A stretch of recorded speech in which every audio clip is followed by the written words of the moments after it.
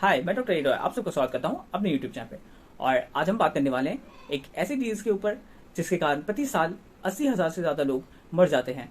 तो वो डिजीज का नाम है रेबीज। रेबीज कैसे होता है, क्या होता है, इस वीडियो में हम जानेंगे। और सबसे इंपॉर्टेंट पार्ट कि जो ट्रीटमेंट के बाद हम कहते हैं कि एक बार जो सिम्टम आने लगे पेशेंट के अंदर रेबीज का, तो उसे बचाया नहीं जा सकता, मोस्टली ये कहा जाता है। लेकिन मैं आज आपको बताऊंगा कि कैसे अगर सिम्टम आने भी लगे तो आप क्या मोड ऑफ ट्रीटमेंट लेंगे कि पेशेंट की जान बचाई जा सके। तो चलिए वीडियो शुरू करते हैं। वीडियो शुरू करने से पहले प्लीज मेरे चैनल को सब्सक्राइब करें और मेरी यूट्यूब फैमिली का हिस्सा बने। रेबीज रेबीज का अर्थ होता है वॉयलेंट या रेज। जिस डिजीज का नाम में ही वॉयलेंट और रेज छुपा हुआ है तो आप समझ सकते हैं कि वो डिजीज कितनी खतरनाक है। रेबीज मोस्टली रेबीज वायरस से होता है जो एक लीसा वायरस फैमिली का हिस्सा है। लीसा का मतलब ही होता है वॉयलेंट, लीसा का मतलब भी होता है वॉयलेंट। तो आपको समझ में आ रहा होगा कि ये कितनी खतरनाक बीमारी है। तो क्या होता है इसमें, ये एक जूनोटिक डिजीज है। मतलब इसका मतलब होता है कि ये मैमल से इंसानों को होती है, यानी जानवरों से इंसान को होती है। चाहे वो काऊ हो, गाय हो, कुत्ता हो, बैट हो, चमगादड़ हो, ये सारे कुछ मैमल्स हैं जिससे ये डिजीज हो सकती है इंसानों को। और कहीं कहीं ऐसा भी देखा गया है कि ये इंसानों से इंसानों को होती है। तो इंसानों को से इंसानों को कब होती है? जब हम किसी का ऑर्गन ट्रांसप्लांट करें तब ये हो सकती है। लेकिन ये बहुत ही रेयर केस है, बहुत ही कम हुआ है, ऐसी घटनाएं बहुत ही कम देखी गई है। तो रेबीज वायरस का अब देखेंगे इसका इंक्यूबेशन पीरियड। रेबीज जब कैसे क्या होता है, ये रेबीज वायरस जो होता है, रेबीज वायरस एक न्यूरोट्रॉपिक वायरस है। न्यूरोट्रॉपिक वायरस कहने का तात्पर्य ये है कि ये जो वायरस है ये हमारे नर्व को ज्यादा इफेक्ट करता है। जैसे ही अगर मान लीजिए यहाँ पे किसी कुत्ते ने काटा, ठीक है, और वो कुत्ता रेबीज कैरी कर रहा था, रेबीज वायरस कैरी कर रहा था, अगर वो कुत्ते ने काटा तो जो मसल पे ग्रोथ होगी वो वायरस की, वो बहुत कम होगी। जब वायरस अंदर जाएगा तो मसल पे बहुत ही स्लो ग्रोथ दिखाएगा, बहुत ही स्लो काम करेगा, बहुत समय लगेगा उसे मसल से नर्व तक जाने में। लेकिन एक बार जो वो नर्व पे चला गया तो नर्व पे जाने के बाद बहुत ज्यादा स्पीड उसकी बढ़ जाएगी। और जैसे ही वो स्पाइनल कॉर्ड पे जाएगा, स्पाइनल कॉर्ड से सीधा वो वन शॉट पे एक बार पे सीधा कहां, ब्रेन पे पहुंच जाएगा। जब ब्रेन पे जाएगा तब वो अपने सारे सिम्टम शो करने लगेगा। तो ये तो होता है कैसे वो स्प्रेड करता है। तो उसका आप देखेंगे incubation period. Incubation period rabies virus का होता है 1 to 3 मंथ्स। 1 महीने से 3 महीने के अंदर अंदर इसके सिम्टम्स आने लगते हैं। और सिम्टम्स क्या आएंगे वो सिम्टम्स मैं आपको बताऊंगा। लेकिन एक और बात ध्यान करने वाली है इसमें कि कहाँ काटा है, ठीक है। अगर पैर पे काटा होगा, पैर के नीचे टो पे काटा होगा, तो पेशेंट को ऐसा भी देखा गया है कि 8 से 10 साल बाद रेबीज के सिम्टम आया और वो मर गया। और ऐसा भी हो सकता है कि अगर किसी के गर्दन के यहाँ काटा है तो बहुत ही कम टाइम लगेगा गर्दन से ब्रेन तक पहुंचने में। तो ऐसा भी होता है कि 3 से 4 दिन में ही पेशेंट सिम्टम शो करने लगे। तो रेबीज वायरस का जो पीरियड है, इंक्यूबेशन पीरियड है या सिम्टम शो करने का पीरियड है, वो वेरी करता है कि साइट ऑफ कहाँ काटा है और वहां से नर्व एंडिंग कितनी दूर है, नर्व्स पे वो कैसे पहुंचा, उस पर डिपेंड करता है। उसके सिम्टम्स पहले देखेंगे कि कैसे शो होते हैं। तो सिम्टम शो होने के लिए रेबीज वायरस को यहाँ आपके नर्वस सिस्टम में पहुंचना बहुत जरूरी है। तभी नर्वस सिस्टम में वो बहुत ही तेजी से ग्रो करता है। जैसे ही वो आपके नर्वस सिस्टम में, सेंट्रल नर्वस सिस्टम यानी स्पाइनल कॉर्ड को टच करेगा, स्पाइनल कॉर्ड से ब्रेन की तरफ जाएगा, तो ब्रेन में तो वो बहुत तेज ग्रोथ करता है। इसीलिए हम कहते हैं कि एक बार जो ब्रेन में पहुंच गया और अपने सिम्टम शो करने लगा तो 3 से 4 दिन के अंदर अंदर पेशेंट की डेथ हो जाती है, ठीक है। और मोस्टली जो होता है रेबीज वो 2 टाइप के ही होते हैं। एक तो पैरालाइटिक रेबीज हो गया और एक हो गया जिसमें हमारे वायलेंट सिम्टम्स वो शो करने लगता है। तो अब इसके सिम्टम्स देखते हैं कि रेबीज के क्या क्या सिम्टम्स होते हैं। तो रेबीज के सिम्टम्स क्या होंगे? फर्स्ट में ये फ्लू लाइक सिम्टम शो करेगा। जैसे ही वो नर्व एंडिंग को टच करेगा, नर्व्स को टच करेगा, देन या नर्व में ग्रोथ करेगा, तब क्या होगा? फ्लू लाइक सिम्टम होगा। और इसी समय हमारा बॉडी उसके अगेंस्ट थोड़ा रेसिस्टेंस दिखाता है।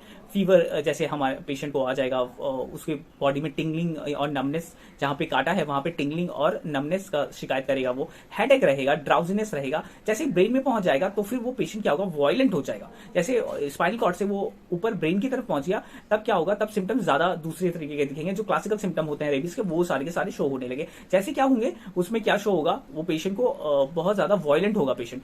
फिर आपको हाइड्रोफोबिया जो होता है, सबसे मेन क्लासिकल जो फीचर होता है रेबीज का, हाइड्रोफोबिया होगा। अच्छा, यही समझिए कि हाइड्रोफोबिया क्यों होता है रेबीज। तो रेबीज वायरस एक ऐसा वायरस है, वो चाहता है कि वो पेशेंट के साथ ना मरे, ठीक है। वो चाहता है कि वो पेशेंट से कैसे भी करके, वो पेशेंट तो मर जाएगा, पेशेंट से ना मर के वो दूसरे होस्ट की तरफ चला जाए। तो उसके लिए क्या करता है रेबीज वायरस कि वो बहुत ज्यादा फॉर्म और झाग जो होता है ये स्लाइवा फॉर्मेशन करता है और उस स्लाइवा में रेबीज वायरस रहते हैं। तो जैसे ही अगर पेशेंट पानी पिएगा तो क्या होगा? वायरस डाइल्यूट होंगे और वायरस क्या है, आस्ते आस्ते पेट पे चले जाएंगे। तो उसका जो लोड था, जो वो वायरस जितना वो मुंह पे लेके घूम रहा था, वो वायरस कम हो जाएगा। तो इसीलिए वो स्मार्टली वर्क करता है वायरस और क्या करता है? एक कॉन्ट्रैक्शन क्रिएट करता है हमारे लैरिंग्स और फेरिंग्स में। तो वो कॉन्ट्रैक्शन जो पेशेंट पे इतना हार्श होता है, इतना ज्यादा स्पाज्म होता है, उसे इतना ज्यादा पेन होता है कि पेशेंट विड्रॉ करता है। ऐसे करके विड्रॉ करेगा, जैसे ही वाटर उसके पास ले जाएंगे तो वो विड्रॉ करेगा और उसी समय वो वायलेंट भी हो जाता है बहुत बार। तो वही पेशेंट इसी कारण से क्या होता है, पेशेंट पानी नहीं देख पाता है, हाइड्रोफोबिया हो जाता है पेशेंट को, और हवा से भी उसे परेशानी होने लगती है पेशेंट को। और क्या क्या सिम्टम होगा, और सिम्टम होगा हेडेक होगा, बहुत ज्यादा हेडेक होगा पेशेंट को। साथ में क्या होगा, उसे पैरालिटिक सिम्टम्स भी आ सकते हैं पेशेंट को। फिर ड्राउजीनेस रहेगी, ऑल टाइम ड्राउजीनेस रहेगा पेशेंट को, पेन रहेगा बॉडी में, फीवर तो रहेगा। और क्या होगा, उसे वायलेंट सिम्टम आएगा, मतलब वायलेंट अटैक्स आएंगे उस पेशेंट को, ठीक है। वो बहुत ज्यादा एग्रेसिव हो जाएगा, क्योंकि हमने पहले ही जाना है कि ये डिजीज में वायलेंट अटैक्स आते हैं पेशेंट को। पेशेंट किसी के पीछे दौड़ सकता है, मारने के लिए भाग सकता है, तो ये सारे कुछ सिम्टम्स आते हैं पेशेंट को। लेकिन जो काटने वाले जो सिम्टम होता है, जो बहुत लोगों का मिथ है कि वो कुत्ते की तरह काटेगा, तो वैसा होता नहीं है, क्योंकि इंसान कभी कुत्ते की तरह काटते नहीं है। तो वो एनिमल्स में होता है कि रेबीज वाले एनिमल्स कुत्ते की तरह काटते हैं, मतलब जानवर का आदत होता है कि वो काटने का, लेकिन इंसानों का आदत नहीं होता है काटने का, तो इंसान नहीं काटेंगे, ठीक है। इंसान मोस्टली देखा गया कि इंसान नहीं काटते, लेकिन फॉर्मेशन जो होता है स्लाइवा का, वो एक्सेसिव फॉर्मेशन होता है पेशेंट में, ठीक है। तो आप चलते हैं ट्रीटमेंट के पार्ट की तरफ। ट्रीटमेंट क्या होता है, तो ट्रीटमेंट क्या है, अगर किसी को कुत्ते ने काटा है या किसी भी रेबीज वायरस जो कैरी कर रहा था एनिमल, उसने काटा है, तो उसे ट्रीटमेंट क्या देंगे, उसे फर्स्ट 1 to 8 डेज पहले, जिस दिन काटा है उस दिन से 8-10 दिन तक अगर उसे एंटी रेबीज इंजेक्शन लगा दिया गया, तो उसे कोई प्रॉब्लम नहीं होगी, पेशेंट एब्सोल्युटली फाइन हो जाएगा, क्योंकि उस समय तक वो मसल पे रहता है, और मसल पे बहुत स्लो ग्रोथ करता है। ये रेबीज वायरस बहुत ही स्लो ग्रोथ करते हैं मसल पे। जैसे वो नर्व्स में पहुंच जाएंगे या ब्रेन पे पहुंच जाएंगे, तो ये इंजेक्शंस का काम नहीं होता, ये इंजेक्शंस कुछ नहीं कर सकते, तो पेशेंट का चांसेस हो जाता है कि डाई कर जाए, ठीक है। या तो वो 1 to 10 डेज इंजेक्शन लगा ले और अपने आप को बचा ले, या तो फिर वो अगर ना लगाएगा तो वो मर सकता है। तो मैंने पहले ही वीडियो में कहा था कि अगर ऐसा है कि पेशेंट में सिम्टम आ गए, पेशेंट अब जैसे हम कहते हैं कि 3 to 4 डेज में पेशेंट मर जाएगा, वो वाला कंडीशन आ गया, तो हम क्या करेंगे, तो हम क्या दे सकते हैं, क्या मेडिसिन, क्या ट्रीटमेंट अपना सकते हैं कि पेशेंट बच जाए। तो उस समय सबसे अच्छी मेडिसिन और मोड ऑफ ट्रीटमेंट होगी तो होम्योपैथी। होम्योपैथी में आप आ सकते हैं, और होम्योपैथी में प्रूवन है कि ऐसे भी केसेस को होम्योपैथी ने ट्रीट किया है और पेशेंट ठीक हो गए हैं।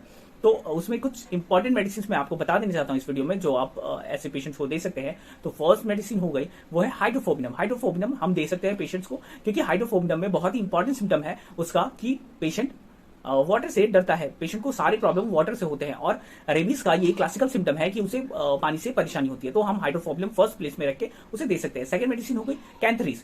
तीसरी मेडिसिन हो गई आपकी एंटिमक्रूड और लास्ट सबसे इंपॉर्टेंट जो मेडिसिन है वो है कैमोमिला। कैमोमिला भी बहुत अच्छा इफेक्ट दिखाती है, क्योंकि उसका वायलेंट जो सिम्टम्स है कैमोमिला का, वो एग्जैक्ट द सेम है रेबीज पेशेंट्स की तरह। तो ये सारी कुछ मेडिसिन है जो बहुत ही अच्छा रिजल्ट दिखाते हैं रेबीज के केस में। तो हम जो ये कहते थे कि रेबीज को ट्रीट नहीं किया जा सकता जब वो सिम्टम शो करने लगे पेशेंट पे, तो ये बात बिल्कुल गलत है। अगर रेबीज का पेशेंट है और उसमें सिम्टम शो हो रहे हैं, मतलब तो उसके पास बहुत कम टाइम बच रहा है, तो भी हम होम्योपैथी से उसे ट्रीट कर सकते हैं और हमें अच्छे रिजल्ट मिल सकते हैं।